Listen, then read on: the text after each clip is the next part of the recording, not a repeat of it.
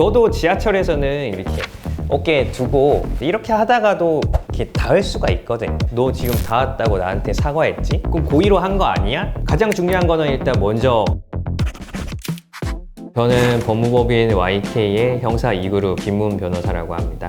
여름 휴가철이다 보니까 휴양지, 이제 해수욕장이나 이제 뭐 워터파크, 이제 페스티벌 장소 이런 곳들에서 흔히 발생할 수 있는 성범죄 사건 사고들 관해서 얘기 드리려고 하고 있습니다. 휴가철에 이제 흔히 발생할 수 있는 성범죄 관련 유형은 보통 이제 크게는 두 가지인데요. 이제 성폭법상 카메라 등 이용 촬영죄라고 해서 흔히 말하는 몰카. 둘째는 이제 공중 밀집 장소 강제추행죄라고, 이거랑 강제추행죄랑 비슷하긴 한데 찜질방, 지하철, 아니면 해수욕장, 워터파크 이런 이제 다수의 사람들이 모이는 장소에서 이 강제추행을 하게 되면 또 특별법으로 처벌되는 게 있는데, 쉽게 말해서 강제추행죄라고 보시면 됩니다. 벌금만 내고 끝이 아니라 심하면은 신상 정보가 등록되고 공개까지 될 수도 있어요. 그러면 이제 관련 업종 등의 이제 취업 제한 명령까지 나오게 돼요. 그런 부수 처분이 있기 때문에 그런 걸 조심하셔야 됩니다.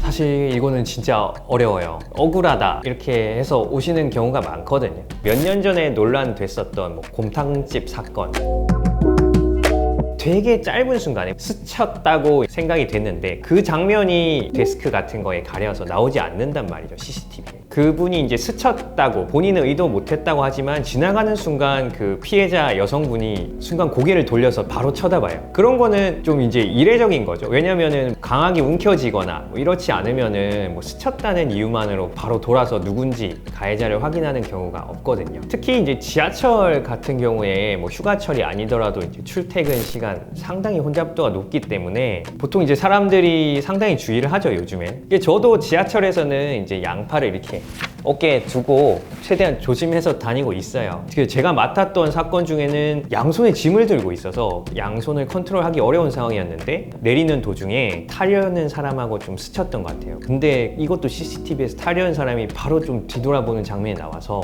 저희 측에서는 좀 이제 억울한 면이 있었죠. 왜냐면 양손에 짐이 있는데 어떻게 이걸 추행을 하냐, 좀 그런 걸로 다퉜었던 사건이 있어요. 그래서 그런 부분이 문제가 있고, 또 워터파크 같은 경우에는 아무래도 좀 수영복을 입거나 물과 관련된 페스티벌 이런 거는 좀 옷차림이 좀 노출이 많거나 하기 때문에 조금만 닿아도 추행이 있었다 이렇게 오해하기 쉽죠. 해수욕장이나 이런 관광지 이런 데서는 핸드폰 카메라로 요즘 많이 찍는데, 특히 해수욕장 같은 경우는 이게 풍경을 찍는 건지 아니면 수영복을 입은 대상을 찍는 건지 좀 애매한 경우가 있어서 그런 부분이 특히 좀 주의하셔야 돼요.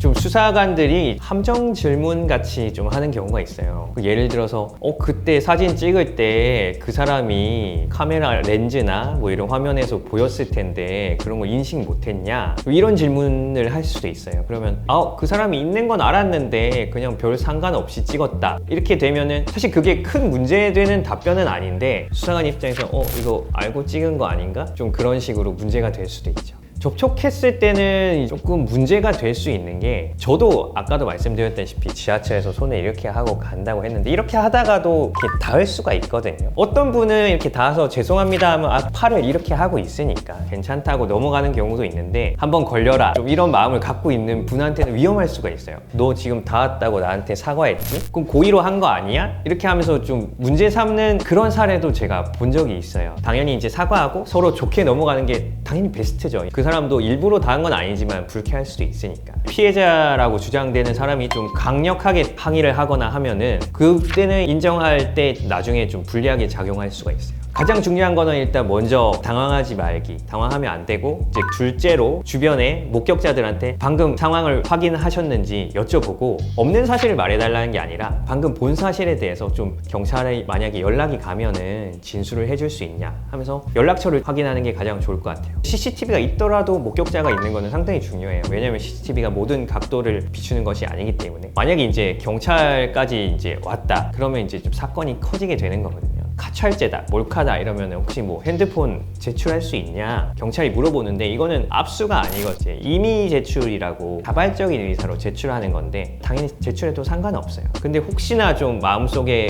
이 사건이 아니더라도 좀 걸리는 게 있다면 변호사와 상의 후에 제가 연락드리겠다 이렇게 하고 변호인을 찾아서 조력을 받아서 도움을 받는 게 중요하죠. 그리고 이제 경찰 조사가 있을 때도 당연히 혼자 가시면은 안 되고요. 왜냐면은 이제 성범죄라는 게 아까도 말씀드린 것처럼 이제 단순히 벌금되고 뭐 집행유예, 기소유예 뭐 이렇게 끝나는 게 아니라 이제 부수처분이라는 게 있기 때문에 그 성범죄자로 이제 신상 정보가 그 시스템에 등록이 되는 거거든요. 심리적으로나 이제 실질적으로나 좀 문제가 되기 때문에 꼭 이제 변호인의 조력을 받아서 처음 조사부터 같이 임하는 게 가장 중요한 것 같습니다. 솔직히 말해서 카찰죄, 이제 몰카 같은 경우는 실수로 찍어서 문제되는 경우는 거의 없어요. 왜냐면 현장에서도 화면 보여주면서 봐라, 나는 지금 이런 사진을 찍은 거고 너를 목적으로 찍은 게 아니다 하면 사실 피해자분들도 뭐 보면은 다 이해하고 넘어가거든요. 그 다음에 이제 제일 중요한 강제추행, 공중밀집 장소 추행, 상황에 따라서 다르게 보일 수도 있고 당연히 고의로 하는 추행의 경우는 이제 변론으로 하더라도 본의 아니게 신체 접촉이 있을 수 있기 때문에 이런 것들은 특히 이제 무혐의, 이제 불기소 주장 목표로 하시는 분들은 변호인의 도움을 받아서 전략을 짜서 내가 어떤 증거 자료로 나의 이제 무고함을 주장할 것인가 하는 게 좀 중요할 것 같습니다.